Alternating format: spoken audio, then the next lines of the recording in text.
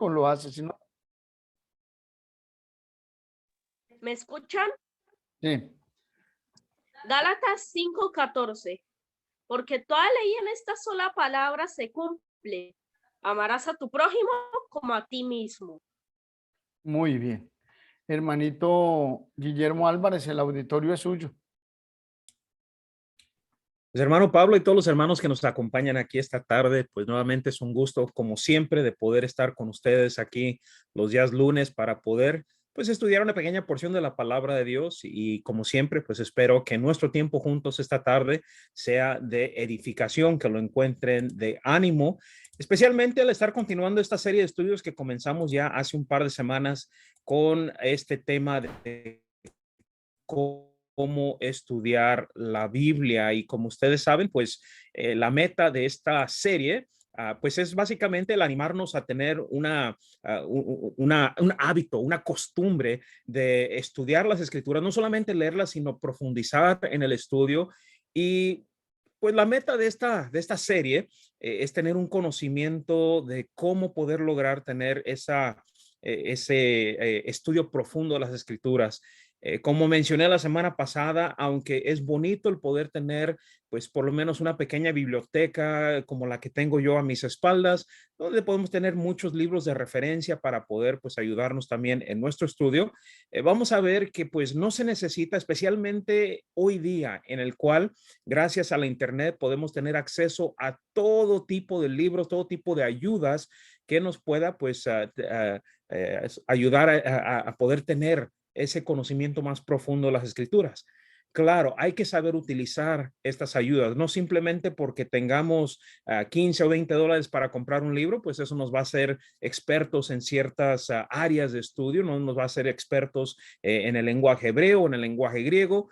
Nuevamente nos va a ayudar a que pues no nos traten de impresionar, que no nos traten de apantallar, como decimos muchas veces en México, con pues palabras y ciertos términos que muchas veces no se utilizan a diario en el hablar diario de nosotros. Más sin embargo, pues vamos a ver que sí nos van a poder ayudar a tener un mejor entendimiento, un más claro entendimiento de las escrituras y sobre todo, pues el tener la oportunidad de compartir estas cosas con otros. Todo estudio, toda ocasión en que tengamos de poder entender las escrituras, el propósito es no solamente vivirlo, sino enseñarle estas cosas a otros. Y bueno, espero que con esta serie podamos nosotros cumplir esa meta de lograr ser mejores estudiantes de las escrituras, pero también mejores maestros de las escrituras, poder enseñarle estas cosas a otros. Bueno, como ya mencioné, pues vamos a estar continuando esta serie de cómo estudiar la Biblia, pero hoy pues vamos a estar tocando la pregunta, ¿qué es la Biblia? Obviamente, pues el punto de esta serie es pues cómo poder estudiar la Biblia, pero ¿qué exactamente es la Biblia? Para poder tener un estudio exhaustivo, un estudio más completo de la Biblia, pues hay que saber qué es la Biblia en sí para poder pues entonces tener una mejor comprensión de cómo estudiarla. Eh, para mí, esta gráfica es una de las, hay diferentes versiones de esta gráfica, pero para mí esta gráfica representa exactamente lo que es la Biblia. Es una pequeña biblioteca de libros. Está dividido en dos partes mayores, lo que es el Antiguo Testamento y el Nuevo Testamento. Y casi todos nosotros en la Biblia que tengamos a la mano, pues vamos a saber que hay una gran división, por ejemplo, y hay una parte que dice allí el Nuevo Testamento y otra parte que dice el Antiguo Testamento, y pues sabemos que hay dos grandes divisiones en ella. Pero dentro de estas dos grandes divisiones, pues también están otras subdivisiones que por el propósito de estudio, pues le llamamos, por ejemplo, los libros de la ley, que son los primeros 5 libros del Antiguo Testamento, abarcando desde el libro de Génesis hasta el libro de Deuteronomio. Se le conoce también como Pentateuco porque pues es una palabra que significa 5 libros de la ley. Entonces, Génesis, Éxodo, Levítico, Números y Deuteronomio, pues esa es la primera sección que para el propósito de estudio, pues simple y sencillamente le llamamos los libros de la ley. Le sigue otra serie de libros a los cuales nosotros le llamamos los libros históricos, que viene siendo desde Josué hasta el libro de Esther. Y en esta sección de libros históricos, bueno, ahí lo que es importante entender que no están puestos en la Biblia de acuerdo a su orden cronológico de los eventos que registra. Aunque Josué es el libro que en el orden histórico le sigue a los eventos de Deuteronomio, Jueces de igual manera le sigue al libro de Josué. El libro de Ruth, por ejemplo, todos los eventos del libro de Ruth ocurren durante el tiempo de Jueces. Entonces, en realidad, Jueces y Ruth, históricamente hablando, ocurren durante el mismo tiempo y no cuando termina Jueces sigue el libro de Ruth en el orden cronológico. No es así. Esos dos libros, pues básicamente ocurren en el mismo tiempo lineal bíblico, porque pues Ruth, los eventos de Ruth ocurren durante el tiempo de los jueces. El primero y segundo libro de Samuel, pues ahí describe lo que viene siendo al comienzo del primer libro de Samuel, pues la obra, el ministerio del profeta Samuel, que fue el último de los jueces, y el primero en una gran línea de profetas que iban a venir detrás de él, los cuales pues iban a estar hasta cierto punto dirigiendo al pueblo de Israel, junto con reyes. Vemos que los profetas y los reyes pues eran los que dirigían al pueblo. Y primera de Samuel, primer libro de Samuel, pues nos describe allí el último juez que fue Samuel y el primero que básicamente es el primer profeta de una gran línea de profetas que iban a venir tras de él. Pero el libro de Segundo Samuel, pues ahí también nos cuenta la historia de cómo David, por ejemplo, se vuelve rey. Primer libro de Reyes, ahí menciona la muerte de David al comienzo del primer libro de Reyes y el reinado de Salomón, pero también pues ahí nos describe cómo es que se divide el pueblo de Israel en dos países. Las tribus del norte toman el nombre de Israel, las tribus del sur el nombre de Judá, cada uno con su propio rey, y por lo tanto, pues casi el resto del primer libro de Reyes junto con el segundo libro de Reyes, pues nos registran esos eventos, durante el tiempo de los reyes. Segundo libro de Crónicas junto con el primer libro y segundo libro de Crónicas, pues hasta cierto punto sobrelapan mucho lo que menciona el libro de Primera de Reyes y Segunda de Reyes. Entonces, aunque están acomodados de esa forma, pues mucha esa información sobrelapa, está hablando de lo mismo, simple y sencillamente en algunos casos, pues nos da un poquito más de información adicional a lo que encontramos, por ejemplo, en Segunda de Reyes, a lo que encontramos al segundo libro de Crónicas. El libro de Esdras y Nehemías. Esos libros nos cuentan la historia de lo que sucedió cuando los israelitas regresan a Judá y comienzan a reconstruir Jerusalén. Los dos libros ocurren al mismo tiempo, básicamente. Esdras es el escriba, Nehemías es el que pues prácticamente viene como gobernador junto con Zorobabel. Y pues esos eventos están ocurriendo al mismo tiempo, aunque están separados, en este caso Esdras y Nehemías, es básicamente el mismo tiempo en lo que viene siendo la cronología histórica de Israel.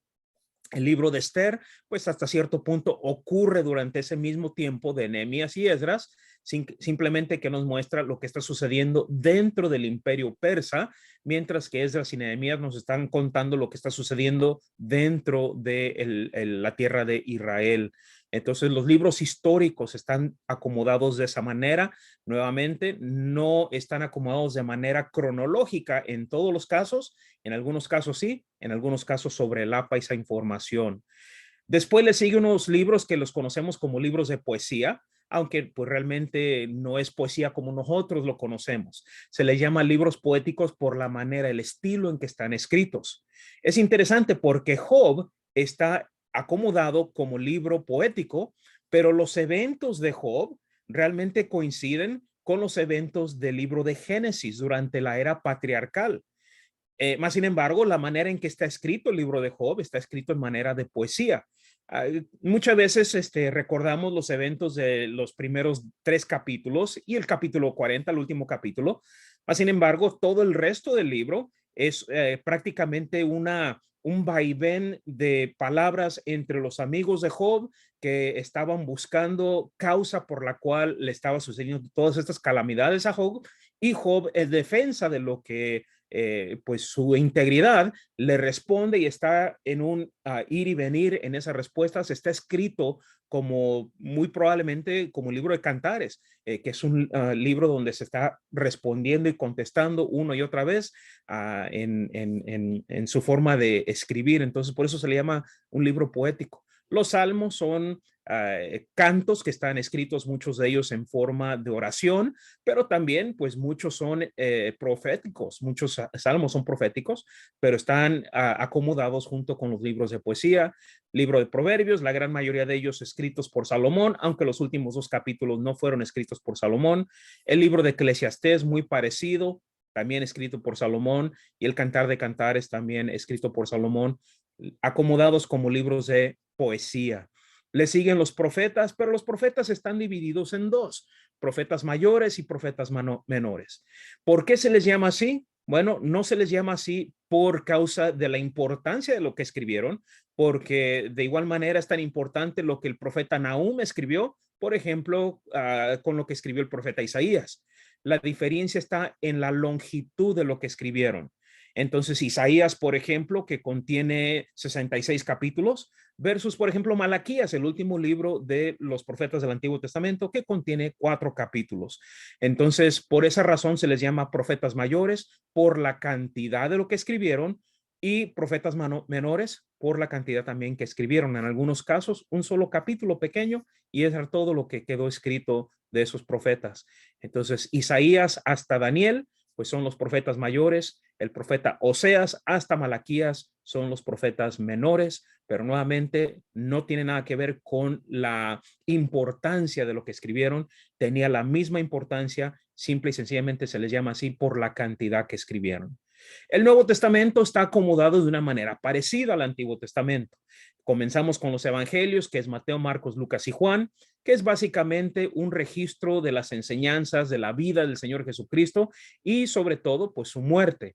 Entonces Mateo, Marcos, Lucas y Juan se le conoce como los evangelios. Simple y sencillamente la palabra evangelio significa las buenas nuevas, las buenas noticias, y allí pues se presenta al Cristo que vino del Padre, murió vivió una vida sin pecado, murió de una manera terrible para poder darnos a nosotros, por medio de su muerte, la esperanza de la vida eterna. Entonces, los evangelios ahí, Mateo, Marcos, Lucas y Juan. Le sigue el libro de los Hechos, que nos muestra ahí pues la historia de la iglesia, cómo comienza la iglesia en Hechos capítulo 2, cómo comienza a esparcirse por todo lo que viene siendo el área de Judea al principio, después Samaria, después se fue a otras áreas ahí donde había mucho judío, después se fue a los gentiles, y pues el libro de los Hechos nos describe toda esa información. Le sigue después las cartas escritas por el apóstol Pablo, que viene siendo las cartas que fueron dirigidas a congregaciones, que es de Romanos hasta el libro de Colosenses. Estos sí están acomodados no según los escribió el apóstol Pablo, sino según el tamaño de la carta. Romanos contiene 16 capítulos, Primera de Corintios contiene 16 capítulos, pero Segunda de Corintios contiene 13.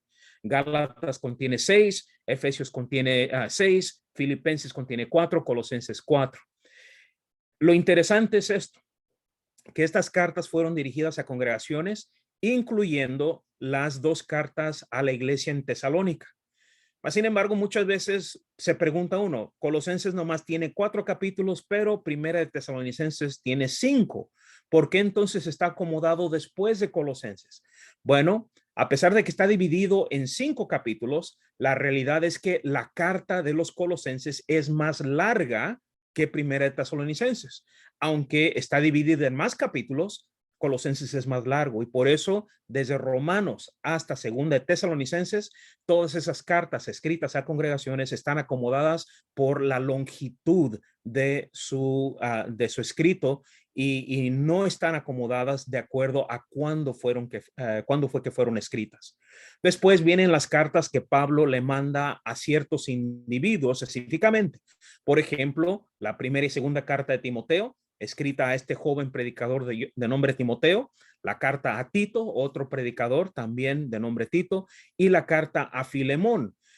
No sabemos si Filemón predicaba o no, pero sabemos que él era miembro de la iglesia en Colosas y esa carta va dirigida específicamente por causa de un esclavo que se le había fugado a Filemón y que se había convertido al cristianismo, que fue un siervo del apóstol Pablo, pero el apóstol Pablo, sabiendo que era esclavo de Filemón, lo regresa a que vaya nuevamente a Filemón y le manda esta carta a él. Entonces, una carta muy diferente a las demás, porque en esta carta, pues Pablo está apelando a favor de Onésimo, perdón, para que Filemón lo reciba, para que no lo tome a mal, sino que lo reciba como un hermano en Cristo.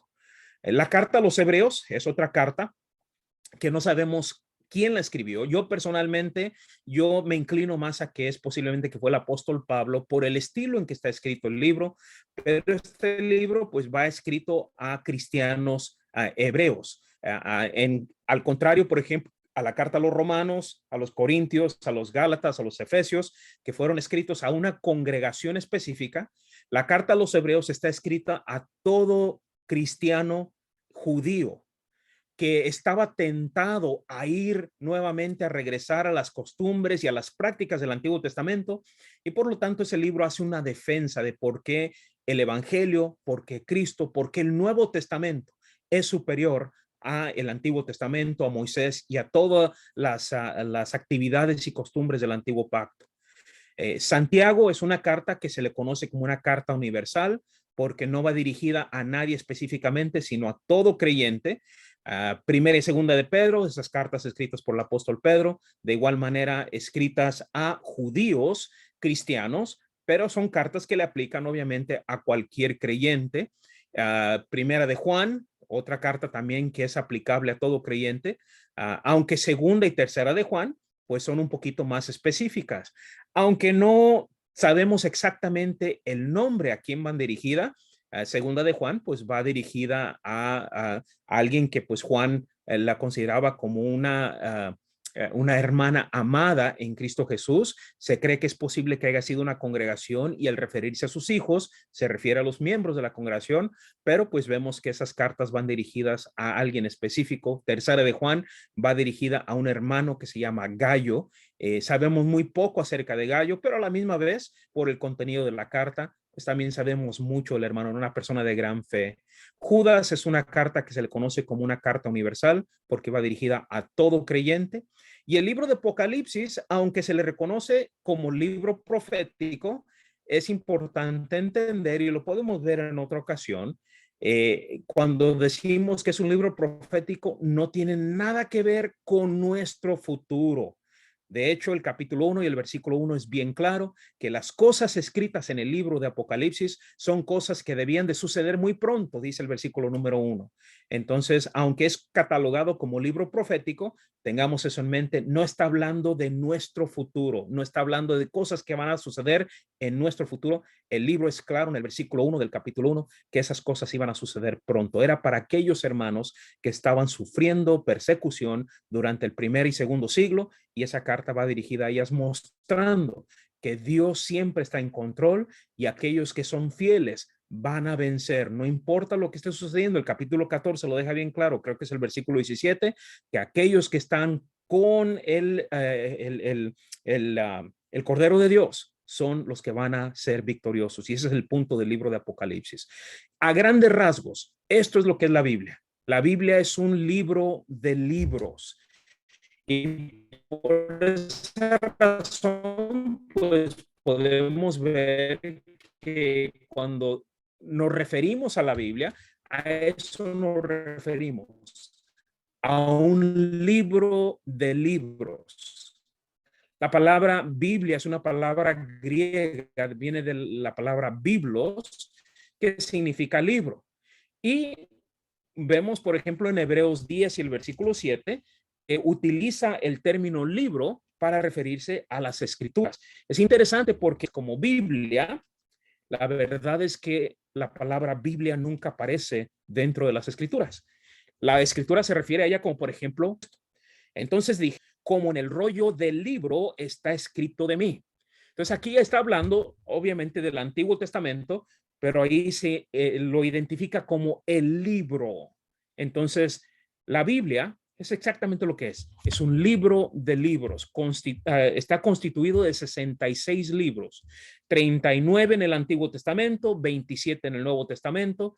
Entonces, cuando decimos Biblia, estamos hablando de una biblioteca, un libro que está compuesto de libros. Por esa razón, muchas veces decimos el libro de Isaías, el libro de Jeremías, el libro de Daniel, el libro de Mateo. ¿Por qué? Porque eso es lo que son libros. Es una biblioteca, como lo vimos en la imagen pasada.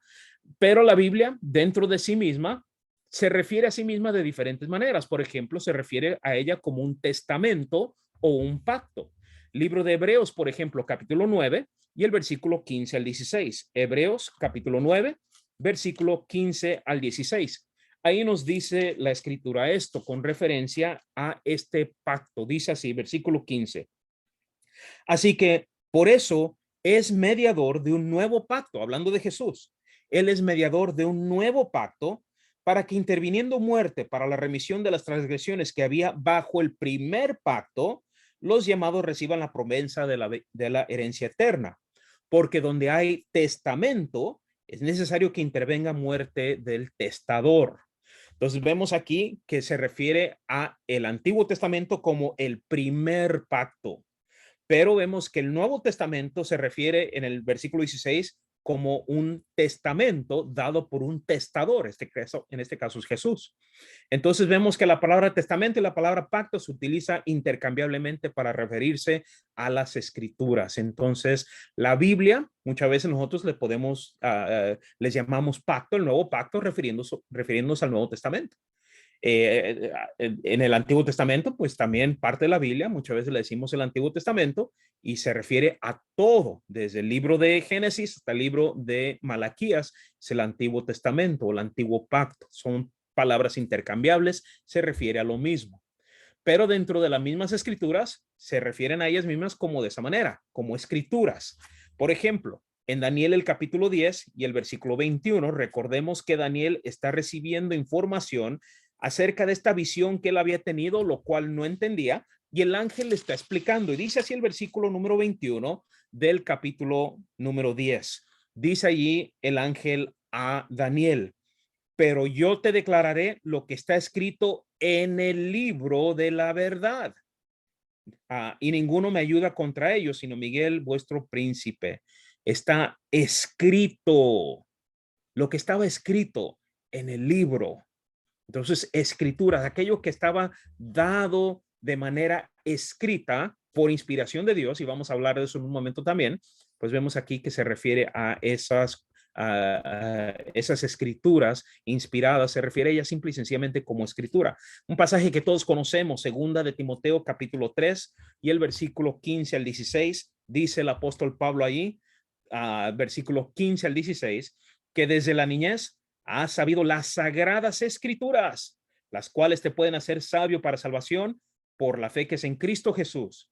Toda la escritura es inspirada por Dios y útil para enseñar, para redarguir, para corregir, para instruir en justicia. Entonces, la Biblia dentro de sí misma se refiere a ellas mismas como las escrituras. Pero también vemos que se refiere a ellas como las palabras de Dios. Y vamos a notar que esto es interesante porque aquí se refiere a ellas en plural. Son las palabras de Dios. Esto es, son dadas por Dios mismo. Eso es la palabra inspirada, es lo que significa, respirada por Dios, que viene de adentro de Dios. Por eso, por ejemplo, en Hebreos el capítulo 5 y el versículo número 12, el escritor de Hebreos nos habla acerca de las escrituras como siendo palabras de Dios. Dice así el versículo 12. Porque debiendo ser ya maestro, después de tanto tiempo, tenéis necesidad que se os vuelva a enseñar cuáles son los primeros rudimentos de las palabras de Dios.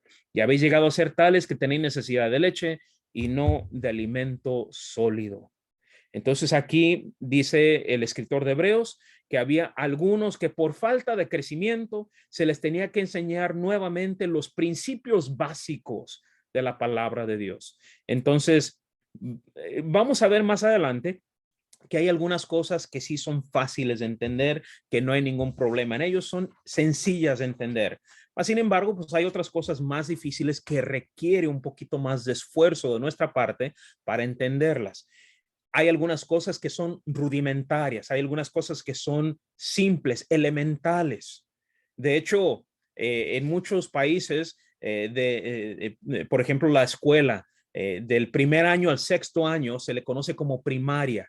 Ahí es donde los niños aprenden las letras, aprenden los colores, aprenden a poner letras juntas y hacer palabras, aprenden los números, aprenden primero a sumar, sumas pequeñas, 2 más 2 igual a 4.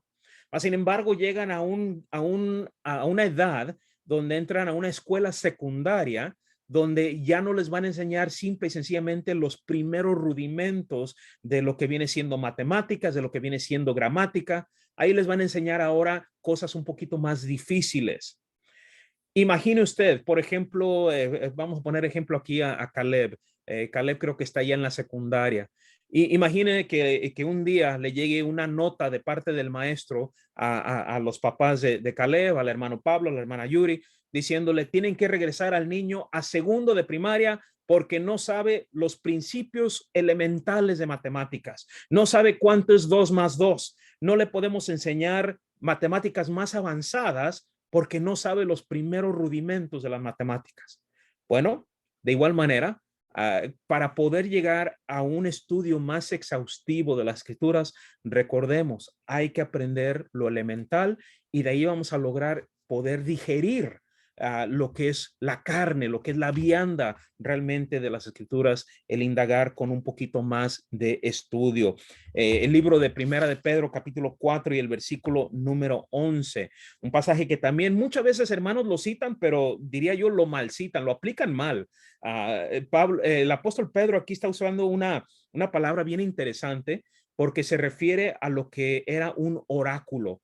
De hecho, ciertas traducciones en lugar de palabras dice oráculos de Dios. Un oráculo era básicamente el portavoz de un Dios. Durante el primer siglo, lo que viene siendo Roma, había mucha influencia de la religión de los griegos, la mitología griega, y había ciertos dioses que cuando la gente iba a preguntar alguna cosa del Dios, por ejemplo, si era devoto de cierta divinidad, para poder recibir información ocupaban un oráculo. El oráculo era la persona que iba a responder la pregunta del indagante a nombre del Dios que venían a indagar. Y el apóstol Pedro utiliza esa misma idea diciendo, si alguno habla, hable conforme a las palabras de Dios. Algunas traducciones dicen, hable como oráculo de Dios. En otras palabras, si vamos a decir algo con referencia a nuestra creencia, nuestra religión, nuestra práctica, debemos de hablar conforme a lo que dice Dios, como oráculo de Dios. Y aquí en este caso, pues se refiere a ello como las palabras de Dios. Entonces, la Biblia, las escrituras, se refiere a sí mismo como ser las palabras mismas de Dios, las que provienen de Dios. Por esa razón también se les llaman las palabras de vida, porque estas, en lugar de hacer, por ejemplo, lo que los oráculos hacían a nombre de sus dioses paganos, que únicamente producían muerte, esta palabra produce vida. En Hechos, por ejemplo, el capítulo 7, versículo 38, vemos ahí Esteban, al estar siendo apedreado, lo iban a poner a la muerte, lo iban a apedrear hasta morir. En el capítulo 7, dice en el versículo 38 que él les está dando a esos personas que eran muy religiosas, a esos líderes religiosos que a pesar de que tenían tanto conocimiento de las escrituras, no entendían el propósito de las escrituras. Y Esteban les está dando una cátedra de historia de cómo el pueblo de Israel siempre ha sido rebelde a Dios. Y dice en el versículo 38, cómo hicieron con Moisés, dice ahí el versículo 38, este es aquel Moisés que estuvo en la congregación en el desierto con el ángel que le hablaba en el monte Sinaí. Y noten, y con vuestros padres y que recibió palabras de vida que darnos. Moisés, lo que él recibió de Dios, las palabras de Dios, era información que era para darles vida al pueblo de Israel. Pero como muestra ahí el argumento de Esteban, lo rechazaron. Fueron rebeldes a la palabra de Dios y por esa razón fueron a cautiverio, y Esteban pues comienza ahí a formular su argumento, el cual culmina con su muerte, porque pues los líderes religiosos no querían escuchar la verdad. Pero vemos aquí que las palabras de Dios son referidas por Esteban como siendo palabras de vida. Lo que Dios da es para nuestro beneficio, en este caso para proveernos vida en lugar de muerte. Notemos también que pues se refiere a ella como la palabra en singular de Dios. Hace un momento hablamos cómo se refiere a las palabras provenientes de Dios, eran palabras de Dios, pero aquí se refiere a la palabra singular de Dios, porque a pesar de que son 66 libros, hay un solo mensaje, el amor de Dios hacia su creación, y lo demuestra por medio de enviar a su Hijo unigénito para morir en la cruz, para que por medio de él nosotros tengamos comunión con Dios, tengamos la esperanza de la vida eterna. Y por esa razón vemos que es mencionada de manera singular. El mensaje de Dios, a pesar de haber sido escrito en 66 libros, es un solo mensaje, la palabra de Dios. Libro de Romanos capítulo 3, versículo número 2. Romanos capítulo 3, versículo número 2, dice el apóstol Pablo ahí: mucho en todas maneras, primero, ciertamente que les ha sido confiada la palabra singular de Dios. A los judíos les había sido confiada la palabra singular de Dios. Un solo mensaje que tiene poder para rescatar a todo aquel que esté dispuesto a obedecer el mensaje del evangelio. Libro de Hebreos capítulo 4 y el versículo número 12. Dice ahí el escritor de Hebreos: porque la palabra de Dios, note nuevamente singular, la palabra de Dios es viva y eficaz y más cortante que toda espada de dos filos, y penetra hasta el partir el alma y el espíritu, las coyunturas y los tuétanos, y discierne los pensamientos y las intenciones del corazón. La palabra de Dios tiene poder. La palabra singular tiene poder. Toda escritura, ya lo vimos, es inspirada por Dios, pero no tenés un solo mensaje. Por eso se refiere a ella de esta manera singular. Es un solo mensaje. Pablo le dijo a los tesalonicenses que cuando ellos escucharon este mensaje, lo recibieron no como si fuese palabra de hombres, sino por lo que realmente es la palabra de Dios. Dice así el versículo número 13. Pablo les escribe a los tesalonicenses y les dice: por lo cual también nosotros sin cesar damos gracias a Dios de que cuando recibiste la palabra de Dios que oíste de nosotros, la recibiste no como palabra de hombres, sino según es en verdad la palabra de Dios, la cual actúa en vosotros los creyentes. Se refiere ahí nuevamente de manera singular. El mensaje de Dios es claro: el amor de Dios hacia su creación y el deseo de tener esa comunión con ellos, y por lo tanto manda a su Hijo para poder redimirnos de nuestros pecados y de esa manera tener esta comunión con Dios. Es un solo mensaje, 66 libros, pero un solo mensaje, un solo autor, y este es Dios. Notamos también cómo la palabra misma se describe como verdad. Libro de Juan, capítulo 17, el versículo 17, Jesús, estando orando a Dios en el jardín de Getsemaní, antes de ser arrestado, dice en el versículo número 17, le pide a Dios esto, diciéndole: santifícalos en tu verdad, tu palabra es verdad. Entonces la palabra de Dios es descrita como verdad. En ella no hay falsedad, en ella no hay engaño. Todo lo que está revelado ahí es para nuestro bien, para nuestro propósito. Cuando las escrituras mencionan cosas que debemos de abstenernos de hacer o abstenernos de participar, es por una razón, porque no es bueno para nosotros. Mas, sin embargo, lo que sí es bueno, la Biblia nos dice que pongamos en práctica, que hagamos estas cosas.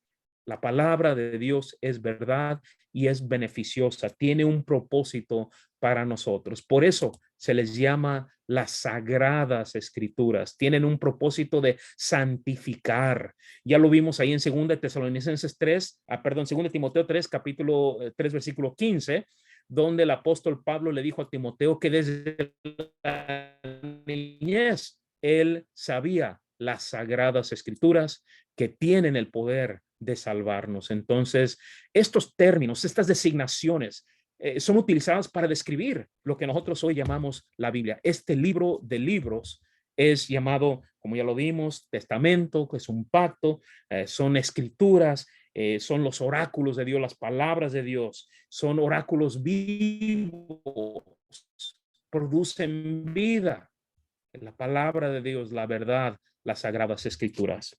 Pero la pregunta que debemos de considerar también es si realmente la Biblia ella misma reclama ser inspirada por Dios. Como ya mencioné, la palabra inspirado significa respirado, que sale desde adentro de Dios. Y es lo que la palabra inspirado significa. ¿Reclama la Biblia ser respirada por Dios, que sale de adentro de Dios? Bueno, veamos, y este punto es bien importante, hermanos, porque si la Biblia no es lo que dice ser, esto es que proviene de Dios, entonces no es un libro bueno. Es un libro hecho por hombres y no es bueno. Sin embargo, vemos que los escritores de la Biblia mencionaron una y otra vez que ellos estaban siendo guiados por Dios mismo. Por ejemplo, en 2 de Samuel, capítulo 23, vemos ahí que David, él es profeta de Dios, y noten cómo David en su labor como profeta menciona que lo que él estaba diciendo provenía por parte de Dios, por parte del Espíritu de Dios. Dice así el capítulo 23 del segundo libro de Samuel, versículo número 2.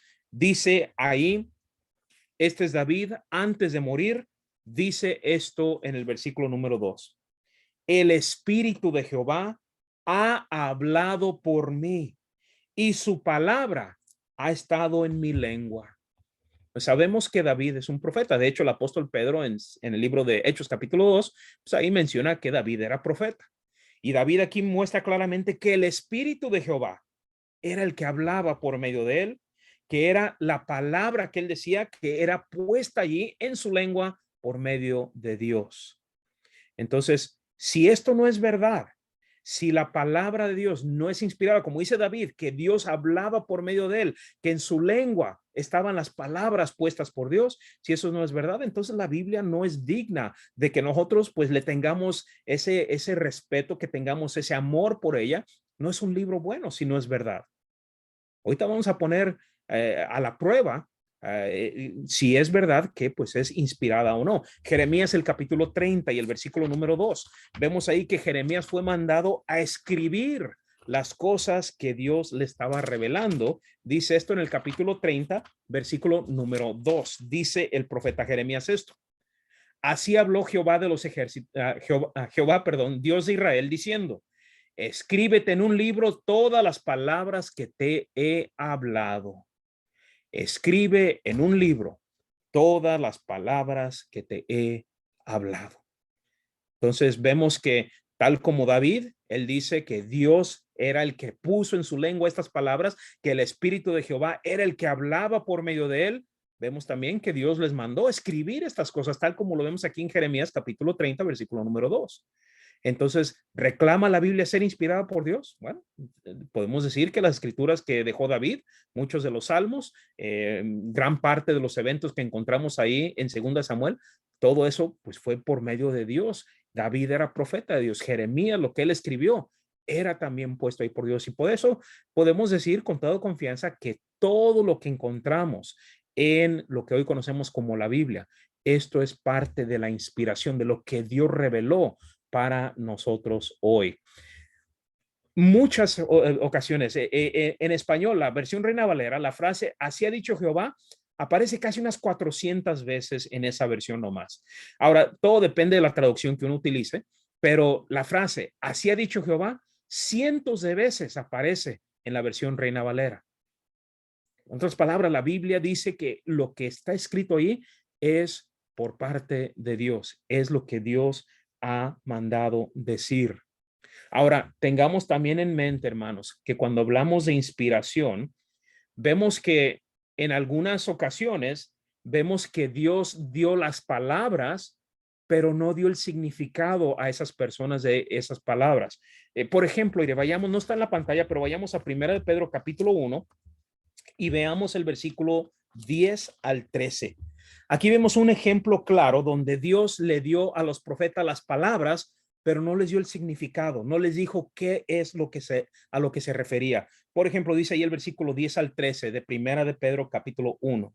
Dice, los profetas que profetizaron de la gracia destinada a vosotros, inquirieron y diligentemente indagaron acerca de esta salvación, escudriñando qué persona y qué tiempo indicaba el Espíritu de Cristo que estaba en ellos, el cual anunciaba de antemano los sufrimientos de Cristo y las glorias que vendían tras ellos.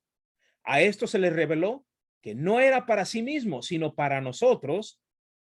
Administraban las cosas que ahora son anunciadas por los que han predicado el Evangelio por el Espíritu Santo, enviado del cielo, cosas en las cuales anhelaban mirar los ángeles.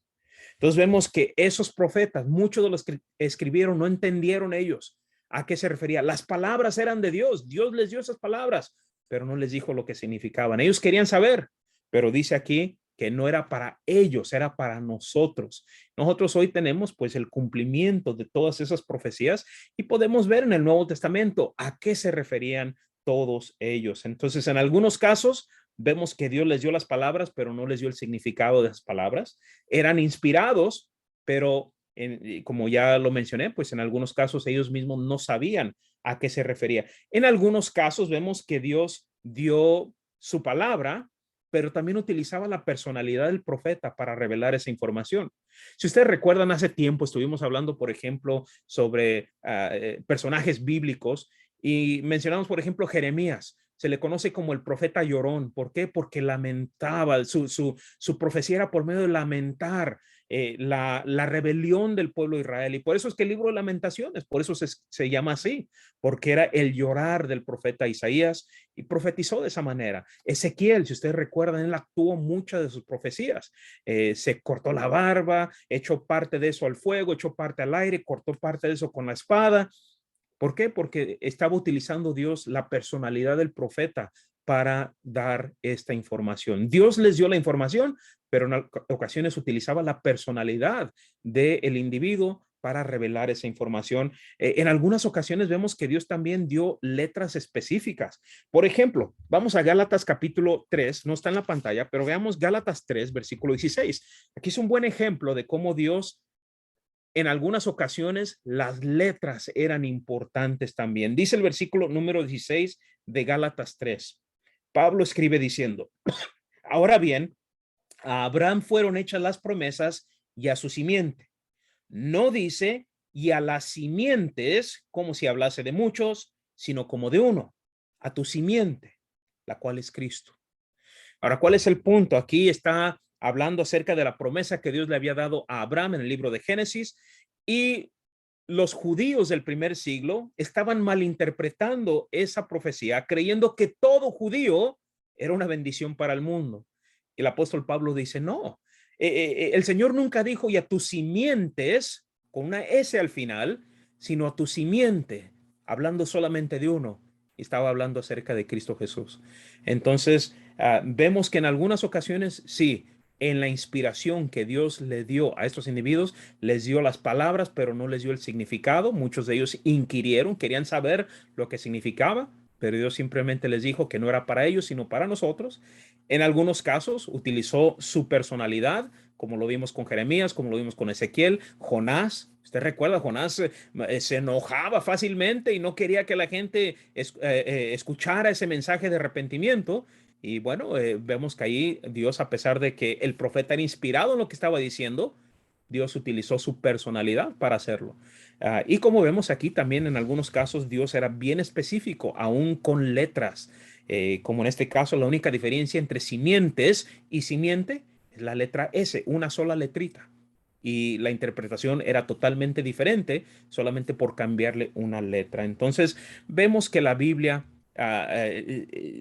las palabras son inspiradas. Ahora, déjenme aclarar algo también bien importante, que cuando hablamos de la Biblia inspirada, no estamos hablando de que la traducción. Yo utilizo la versión Reina Valera de 1960, es la que utilizo en la mayoría de las veces al predicar, aunque también pues tengo otras traducciones, como en este caso aquí tengo a la mano la Biblia de las Américas, tengo el Nuevo Testamento aquí. En ocasiones ustedes me han escuchado citar versiones en inglés porque están palabreadas de una manera que hace mi punto un poquito más fuerte.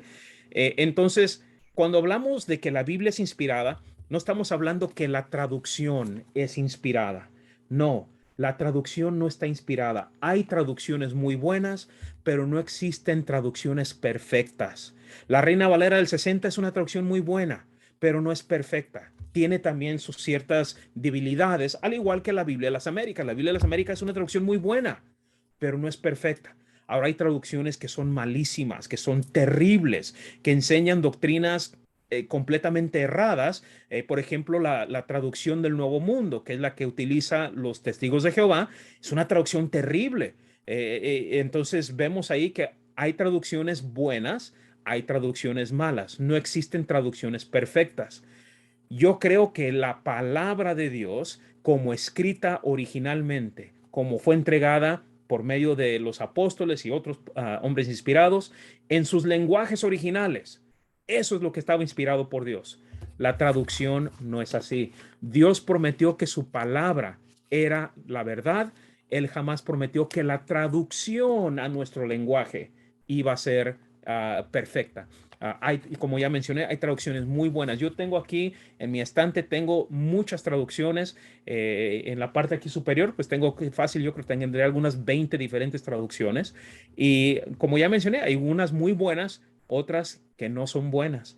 Entonces tengamos eso en mente. Cuando estamos hablando de la inspiración de Dios, no, de la palabra de Dios, no estamos hablando que las traducciones están inspiradas por Dios. Las traducciones están hechas por hombres y en algunas ocasiones pues hay ciertas deficiencias en algunas traducciones, hay puntos fuertes en algunas, hay puntos que son muy débiles en otras. Entonces tengamos eso en mente. Pero si estamos hablando de la palabra como fue entregada por Dios, el lenguaje hebreo, el lenguaje griego del Nuevo Testamento, pues vemos que está inspirado, dado por Dios mismo. Y debemos de aplicarle una ley de investigación justa. En la mayoría de los países, cuando una persona es llevada a juicio, una persona es llevada ante la corte, ante un juez, acusado de algo, en muchos países la regla que se utiliza es bien simple. La persona es inocente hasta que se pruebe que es culpable. Creo yo que debemos de darle la misma cortesía en nuestra investigación de las escrituras, darle la misma cortesía. Está inspirada por Dios a menos de que se pueda probar que no lo es. De la misma manera que utilizamos esa regla de una investigación justa, simplemente porque se le acuse a alguien de algo, no quiere decir que sea verdad. Hay que probarlo. Así lo hacen muchas cortes humanas. ¿Cuánto más no deberíamos de darle la misma cortesía a la palabra de Dios? Darle el beneficio de que está inspirada por Dios, a menos de que se pueda comprobar que no es así. Entonces, teniendo eso en mente, hablemos rápidamente acerca de algunas pruebas de su inspiración. Hablemos, por ejemplo, de la unidad de la Biblia. Recordemos que la Biblia fue escrita no por una sola persona, es un solo autor, el autor es Dios, pero la mano que escribió fueron aproximadamente unos 40 diferentes personas. Algunos de ellos altamente educados, por ejemplo, Moisés. Moisés es el escritor de los primeros 5 libros del Antiguo Testamento y Moisés estaba altamente educado. Él, a pesar de que fue nacido en una familia esclavizada en Egipto, sabemos que él fue criado como hijo de la hija de Faraón. Fue educado, dice Esteban en el capítulo 6 y 7 del libro de los Hechos. Vemos ahí que Moisés fue educado como egipcio, fue educado para ser un líder entre los egipcios. Entonces era una persona altamente educada versus otros que están también escritos, escribieron en el Antiguo Testamento, que no tenían la misma educación. Por ejemplo, vemos algunos de los profetas que eran pues personas que eran, pues se dedicaban a no necesariamente a ser profetas, sino que se dedicaban al campo, se dedicaban a las hortalizas, y sin embargo vemos que Dios los utiliza también con ese propósito. Escribieron libros con diferente educación a otros, pero todos tienen un solo mensaje, el mensaje de la longanimidad de Dios, el amor de Dios, ese amor demostrado por medio de Jesucristo. El apóstol Pedro era un pescador, el apóstol Juan era un pescador, el apóstol Pablo estaba altamente educado, pero otros de los apóstoles eran gente, como dice el libro de los Hechos, el capítulo 4, creo que es el versículo 13, que nos dice que eran gente sin letras, era gente del vulgo. Bueno, vemos que ahí, a pesar de que tenía una variedad de escritores con diferente, pues con diferente nivel de educación, la unidad de la Biblia es solamente una. ¿Por qué? Porque es un solo autor, Dios. Diferentes manos que escribieron, pero un solo autor. Vemos también que, como ya mencionamos, no es un solo libro, sino que son 66 libros en total y un solo mensaje. Somos aquí en esta tarde, no sé, estaremos aquí en el foro algunas 12 personas. Digamos, hermanos, por argumento, digamos que vamos a escribir un libro, vamos a escribir una novela de ficción y a cada uno de nosotros nos va a tocar escribir un capítulo. El hermano Carlos Bello va a escribir el primer capítulo, la hermana Raquel va a escribir el capítulo 2, el hermano Pablo va a escribir el capítulo 3 y así hasta completar los 12 capítulos. Pero ninguno ni el otro va a saber de qué se trata cada capítulo. Y al final vamos a ponerlos todos juntos y la historia tiene que coincidir. Sería imposible, no lo podríamos hacer. 40 escritores, 66 libros, un solo mensaje. ¿Por qué? Porque el autor es Dios. Las manos que escribieron fueron diferentes manos humanas, pero un solo autor. En este caso es Dios. Es una prueba de que esto no es un libro común y corriente. Es un libro que es inspirado, dado por Dios. Vemos también muchas profecías cumplidas que prueban la inspiración de la Biblia. Lo vimos la semana pasada, hermanos, cuando estuvimos hablando de muchas de las profecías sobre Jesús, por ejemplo, los detalles. Esto es bien importante. ¿Cuántas profecías con detalles de lo que iba a suceder cientos de años más adelante, especialmente hablando de Jesús? Y vemos su cumplimiento. ¿Por qué? Porque el autor tenía un conocimiento no de este mundo, tenía un conocimiento que es divino, porque el autor es Dios. Entonces, las profecías cumplidas en la Biblia es prueba de que esto no es un libro común y corriente. Por ejemplo, las pruebas arqueológicas muestran allí también la inspiración de la Biblia. La mayoría de nuestras Biblias tiene al final una sección con mapas. Y estos mapas ahí le va a decir dónde se encontraban ciertas ciudades mencionadas en las escrituras, dónde se encontraban este pueblo, dónde se encontraba esto que otro. La mayoría de las Biblias van a tener esos mapas. Hay otro libro que reclama ser inspirado por Dios, el libro de Mormón. Si usted tiene uno en su casa, si usted alguna ocasión ha tenido la oportunidad de hablar con un mormón y ellos le regalan el librito y le dicen, léalo, pídale a Dios que le demuestre si es de Dios o no. Y si usted se fija en esos libros y abre al final, se va a dar cuenta que no existe ni un solo mapa. ¿Por qué razón? Las Biblias tienen mapas porque los lugares que se mencionan aquí, usted puede ver en un mapa dónde están esos lugares. Los lugares que menciona, por ejemplo, el libro de Mormón, todos los lugares que menciona, las ciudades que menciona, jamás los va a encontrar en un mapa porque ninguna de ellas existen. ¿Cuál es el punto? Si usted tiene el dinero para poder viajar, usted puede ir a estos sitios arqueológicos. Usted puede ver los restos de la ciudad de Éfeso donde estuvo Pablo. Usted puede ir a ver los restos de lo que fue la ciudad de Babilonia. Usted puede ir a Jerusalén y ver ahí los restos del templo que menciona la Biblia. Usted puede ir a todos estos lugares, a Jericó, a Nazaret, a todos estos lugares que mencionan las escrituras. ¿Por qué? Porque son lugares verdaderos, son lugares verídicos. No lo puede hacer, por ejemplo, con el libro de Mormón, porque ninguno de los lugares que menciona ahí tiene, pues son lugares verídicos. Ninguno de ellos existen. Entonces, interesante, cuando la Biblia menciona ciertos lugares y dónde se encontraban, muchas veces los arqueólogos años después han encontrado los lugares y dicen, sí, aquí es donde dice las escrituras que estaban, está correcto. La Biblia en ese sentido no tiene errores.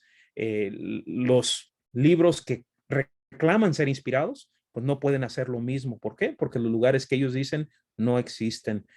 Notemos también, por ejemplo, el estilo de la Biblia. El estilo demuestra que es inspirado por Dios. Como ya mencionamos hace un momento, escrito por 40 diferentes autores con diferentes pues diferentes niveles de educación y nuevamente la Biblia, un solo mensaje. Lo interesante también es que el mensaje de Dios no oculta los errores de sus héroes.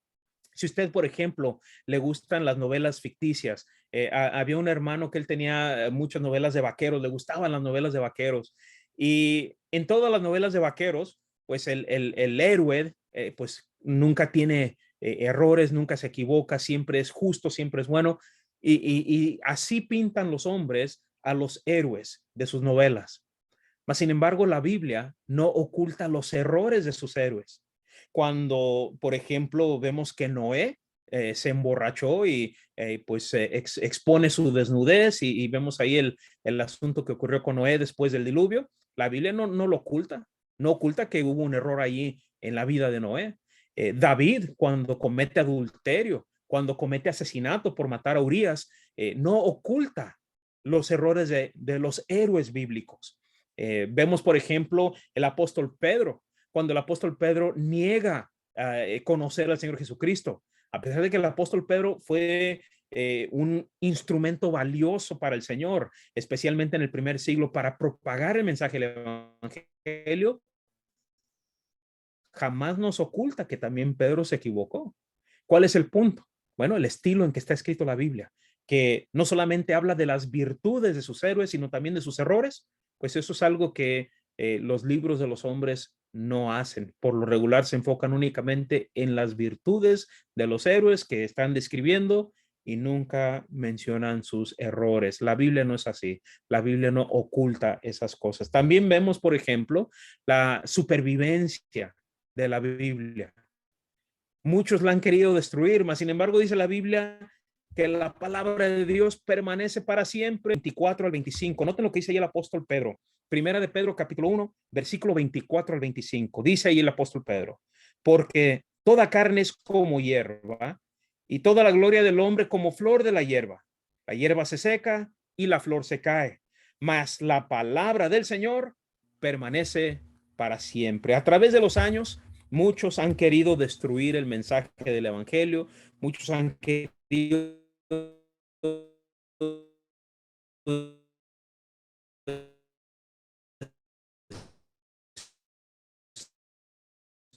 destruir la Biblia. Básicamente prohibía que la gente tuviese una copia de la Biblia. Bajo pena de muerte, una persona que estuviese o que fuese encontrada con una copia de las escrituras, pues los ponían a la hoguera, los mataban. Trataron de destruir el poder del evangelio por medio de opresión, pero no pudieron. De hecho, la Biblia es el libro más vendido en todo el mundo. Hay libros que se venden que son lo que le llaman un éxito en lo que viene siendo escritura. Hay muchos libros, muchas novelas que se venden y venden miles de copias, pero ninguna ha podido vender tantas copias como es la palabra de Dios. La palabra de Dios que dice el apóstol Pedro permanece para siempre. Muchos la han querido destruir. Los judíos, por ejemplo, quisieron detener el mensaje del evangelio, no pudieron. Los romanos quisieron destruir el avance del evangelio, el avance del cristianismo, no pudieron. Muchos escépticos, muchos ateos han querido destruir la influencia de la Biblia, no han podido. ¿Por qué? Porque la Biblia dice permanece para siempre. La palabra de Dios permanece para siempre. Hoy no vamos a entrar en grandes detalles sobre este punto, lo vamos a ver más adelante, pero la precisión científica de la Biblia es prueba de su inspiración. Recordemos que la Biblia no es un libro de ciencia, por lo tanto no va a usar términos científicos como los conocemos hoy. Muchos dicen, por ejemplo, bueno, la Biblia no habla de dinosaurios. Bueno, la palabra dinosaurio nomás, esa palabra es una palabra nueva, tiene solamente como 150 años. La palabra no existía hace 150 años. Entonces no la vamos a encontrar en la Biblia, especialmente la versión Reina Valera, que se tradujo realmente en 1561. Pues obviamente no va a tener la palabra dinosaurio, misma idea de lo que hoy conocemos como un dinosaurio, animales grandes, grandes animales, grandes bestias. Entonces, sí, hay muchos términos científicos que la Biblia pues lo utiliza con palabras comunes. Y lo vamos a ver más adelante si Dios presta vida, pero es interesante porque muchos libros de ciencia modernos tienen que estar siendo actualizados cada 10 años, cada 15 años. Un hermano aquí que tenemos aquí, que es médico, el hermano, él pues se graduó de médico, pues ya tiene algunos 15 años de eso, pero me dice que de vez en cuando tienen que actualizar libros médicos porque la ciencia cambia y por lo tanto lo que se creía era correcto en medicina hace 15 años, pues ya no es correcto hoy. La Biblia no ocupa ser actualizada, la Biblia no ocupa actualizar lo que dice porque a pesar de que es muy antigua, no quiere decir que no vale para lo moderno hoy día. No cambia su mensaje. Y especialmente, aunque habla en términos muy comunes para nosotros, cuando toca puntos científicos, vemos que pues no erra en ese sentido. Cuando habla acerca de que el planeta, lo que es la Tierra, está suspendida sobre la nada, bueno, nosotros hoy le llamamos gravedad, pero la Biblia dice, pues no hay nada ahí, nada lo sostiene. Cuando menciona acerca de que la luna es un testigo, ¿testigo de qué? Testigo del sol. ¿Cómo sabemos durante la noche que el sol todavía está prendido? Porque la luna refleja la luz del sol, es un testigo. Y sabemos hoy día que la luna eso es todo lo que es un, está reflejando, no tiene luz propia, refleja la luz del sol.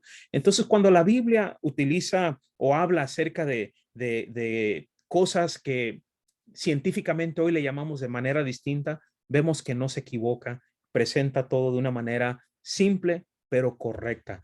Lo vamos a ver más adelante, si Dios presta vida, en la próxima semana, porque pues hoy no tenemos el tiempo, pero como vamos a ver, es posible confiar en la Biblia, lo vimos la semana pasada, la Biblia fue diseñada para nuestro bien, para nuestro propósito, y Dios quiere que le sigamos. Entonces, por eso es importante, hermanos, que estudiemos, que le apliquemos el debido empeño para conocer el mensaje de la Biblia, porque es lo que va a ayudarnos a no solamente vivir la vida que quiere Dios que vivamos en este lado de la eternidad, sino que también nos va a llevar a la vida eterna. Les agradezco mucho, hermanos, su atención.